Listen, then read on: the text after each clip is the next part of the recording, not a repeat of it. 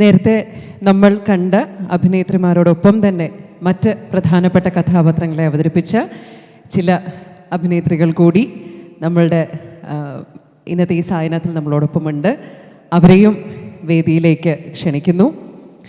ആദ്യമായി എൽസമ്മ എന്ന ആൺകുട്ടിയിലൂടെ മലയാള സിനിമയിലേക്ക് വന്ന് അഭിനേത്രിയായും നിർമ്മാതാവായും ഒക്കെ ശ്രദ്ധ നേടി കേരള സർക്കാരിൻ്റെ മികച്ച നടിക്കുള്ള പുരസ്കാരവും ഒക്കെ നേടിയിട്ടുള്ള പ്രിയപ്പെട്ട ആനഗസ്റ്റിൻ ഈ ചിത്രത്തിലെ വളരെ പ്രധാനപ്പെട്ട ഒരു ക്യാരക്ടറിനെ അവതരിപ്പിക്കുന്നുണ്ട്. ആനെ സ്നേഹപൂർവ്വം ഇതിലേക്ക് ക്ഷണിക്കുന്നു. ഒപ്പം മേഘ തോമസ്. മേഘയെ നമുക്ക് പല സിനിമകളിലൂടെയും നമുക്ക് സുപരിചിതയാണ്. മേഘയെ വേദിയിലേക്ക് ക്ഷണിക്കുന്നു. പിന്നെ കൊച്ചിക്കാർക്ക് സുപരിചിതമായൊരു ശബ്ദമാണ് RJ വിജിത. വിജിതയെ സ്നേഹപൂർവ്വം ക്ഷണിക്കുകയാണ്. ഒപ്പം ഉപ്പും മുളകിലൂടെ നമ്മളെല്ലാവരും ഇഷ്ടപ്പെട്ട അനീനയും വേദിയിലേക്ക് ക്ഷണിക്കുന്നു.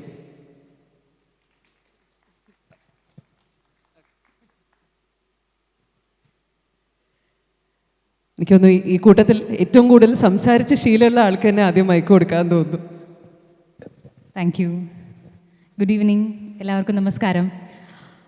ആദ്യം തന്നെ ഈ പ്രപഞ്ചത്തോടും സർവേശ്വരനോടും നന്ദി പറയുന്നു. ഒപ്പം എൻ്റെ എല്ലാ ഇഷ്ടങ്ങൾക്കും കൂടെ നിൽക്കുന്ന എൻ്റെ ഫാമിലിയോടും നന്ദി പറയുന്നു, അവരെ ഞാൻ ഓർക്കുന്നു.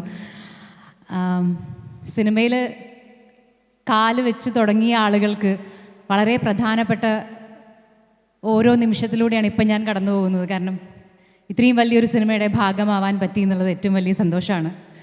വളരെ ബ്ലെസ്ഡ് ആയിട്ടുള്ളൊരു ഫീലാണ് ഇപ്പോൾ ഉള്ളത്. ആൻഡ്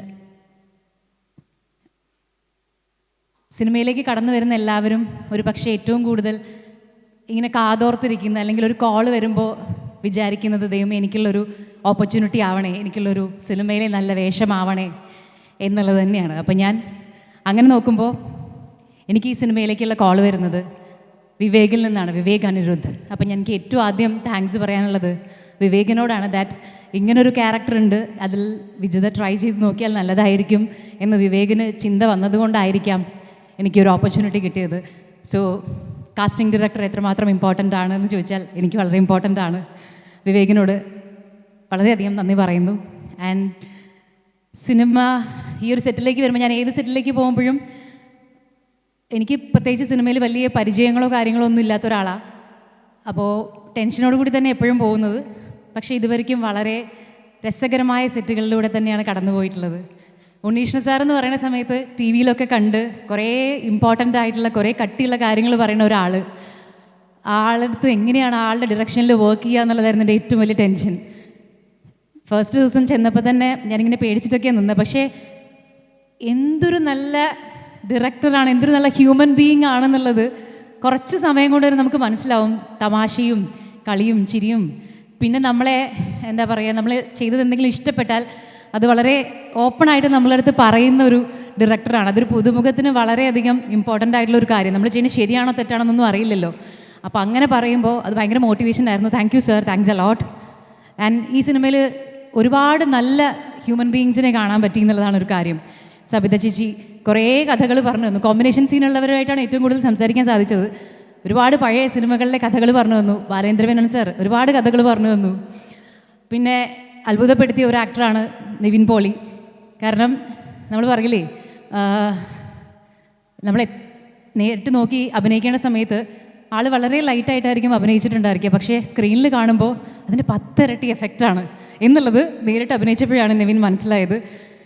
വളരെ ബ്ലെസ്ഡ് ആയിട്ടുള്ളൊരു ആക്ടറാണെന്ന് തോന്നിപ്പോയി. അടിപൊളിയായിരുന്നു. ആൻഡ് പിന്നെ ആരാ, എല്ലാവരും നീതു, ഞങ്ങൾ ത്രൂ ഔട്ട് അടിപൊളിയായിട്ട് ഇങ്ങനെ കമ്പനിയായിട്ട് നടന്നിട്ടുള്ള ആൾക്കാരാണ്. നിശാന്തേട്ടൻ ഒരു പച്ചപ്പാവം കോ ആക്ടർ. എങ്ങനെ ഒരു മനുഷ്യൻ ഇത്രയും നന്നാവാനും ഇത്രയും പാവമായിട്ടിരിക്കാൻ പറ്റുമെന്ന് അറിയില്ല. ഭയങ്കര നല്ലൊരു മനുഷ്യൻ. അങ്ങനെ കുറേ നല്ല മനുഷ്യന്മാരുടെ കൂടെ ഇടപഴകാൻ പറ്റി. ഞാൻ ആരെങ്കിലും വിട്ടുപോയിട്ടുണ്ടെങ്കിൽ ക്ഷമിക്കണം. ഒരു ബ്യൂട്ടിഫുൾ സിനിമയുടെ ഭാഗമായതുകൊണ്ടാണ് ഇത്രയും സംസാരിച്ചത്. Thanks a lot. Thank you. Very good evening. Warm welcome to everybody who came here. B. Unnikrishnan sir's project, sir, really thankful that I've been part of your project. Extremely happy like ഇന്നത്തെ ഒരു വേദിയിലൂടെ നിൽക്കാൻ പറ്റുന്നത് നിങ്ങളെല്ലാവരുടെയും കൂടെ. Thank you so much for coming. എല്ലാവർക്കും നമസ്കാരം. ഞാൻ ഈ സിനിമയിലേക്ക് എത്തുന്നത് വിവേകേട്ടൻ ത്രൂ തന്നെയാണ്. വിവേകേട്ടൻ ഇതുപോലെ ഒരു ദിവസം വിളിച്ചിട്ട് എൻ്റെ അടുത്ത് പറഞ്ഞു, എലിസബത്ത് എന്ന് പറയുന്ന ഒരു ക്യാരക്ടറുണ്ട്, നീ ഒന്ന് സെറ്റായി ഇരുന്നോ എന്ന് പറഞ്ഞു. അങ്ങനെ ഞാൻ ഓഡിഷന് പോയി. ഓഡിഷനല്ല, സാറിനെ കാണാനാണ് ആദ്യം പോയത്. അപ്പം ആരാ ഡയറക്ടർ എന്താ ഒന്നും എന്നോട് പറഞ്ഞിട്ടില്ല. ഞാൻ ആദ്യമായി ചെന്ന് നേരെ കാണുന്നത് സാറിൻ്റെ മുറിയിൽ ചെന്നിട്ട് സാറിൻ്റെ അടുത്ത് ഹലോ പറയുമ്പോഴാണ് ഞാൻ കാണുന്നത് ഉണ്ണികൃഷ്ണൻ സാറാണ് ഡയറക്ടർ.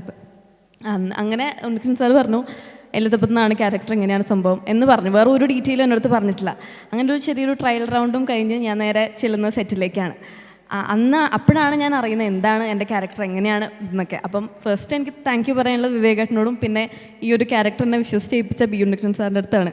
എന്ത് വിശ്വസിച്ചിട്ടാണെന്ന് എനിക്കറിയില്ല, എന്തായാലും താങ്ക് യു സോ മച്ച്. അപ്പം ഭയങ്കര നല്ല രസമായിരുന്നു. ലൈക്ക് സെപ്റ്റംബർ മുതൽ നമ്മളിങ്ങനെ ഓരോ ദിവസം എക്സൈറ്റഡ് ആയിട്ട് സെറ്റിൽ പോയി ഓരോരുത്തരെ കാണുന്നു. ഞാനൊരു ബിഗിനർ എന്നുള്ള രീതിയിൽ വളരെ നല്ല രീതിയിലാണ് എന്നെ ട്രീറ്റ് ചെയ്തത്. എസ്പെഷ്യലി ദേവദത്തേട്ടൻ, ഷാഫ്ചാടനൊക്കെ ഒരുപാട് നല്ല രീതിയിൽ എന്നെ കംഫർട്ടാക്കാൻ ശ്രമിച്ചിട്ടുണ്ട്. അതുപോലെ മണിയമുള്ള രാജേട്ടൻ ഓരോ പ്രാവശ്യം ഓരോരോ നല്ല കോംപ്ലിമെൻറ്റ് പറയുന്നതായിരുന്നു എൻ്റെ ഏറ്റവും വലിയ എന്താ പറയുക ഒരു സന്തോഷം എന്ന് പറയുന്നത്. ഓരോ ദിവസവും പോകാൻ വേണ്ടി ഒരു മോട്ടിവേഷൻ എന്ന് പറയുന്ന സാറിൻ്റെ ഓരോരോ കോംപ്ലിമെൻറ്റ്സ് ആയിരുന്നു. അതുപോലെ നിവിൻ ചേട്ടൻ, എല്ലാവരും ഒരുപാട് താങ്ക് യു. എന്തായാലും കണ്ട് സപ്പോർട്ട് ചെയ്യാം. Thank you.